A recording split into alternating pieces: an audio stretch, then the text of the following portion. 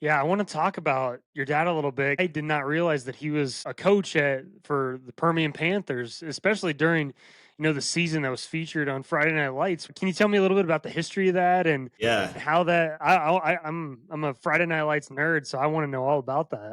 Yeah, so I was born in Odessa, Texas. So at the time, my dad was coaching for Odessa Permian, and he had been there for a while, for I don't know, probably like 5 6 years, something like that. I hadn't been born yet, but he was the defensive coordinator for 1988 or 1989, whenever the book was published, Permian Panthers, where they wrote Friday Night Lights. And lo and behold, when Coach Gaines left to I think he went to Abilene Christian shortly after that. When he left to go to Abilene Christian, my dad took over as the head coach at Odessa Permian. So my dad was the head coach at Permian when I was born in 1990, and lived there for the first 4 or 5 years of my life. And, was almost too young to kind of realize it at the Right. time of obviously what I was kind of born into, I guess. But over the years, after, I had gotten older and started to kind of gain consciousness of kind of what was going on, my dad would tell me the stories and tell me all about everything that was going on with Permian at the time, and was really proud of that. Really proud to kind of be a part of that story, even though I didn't really have a hand in it, obviously. But Right. my Yeah. dad had a really successful career at Permian and was around some really good players and some good teams, and that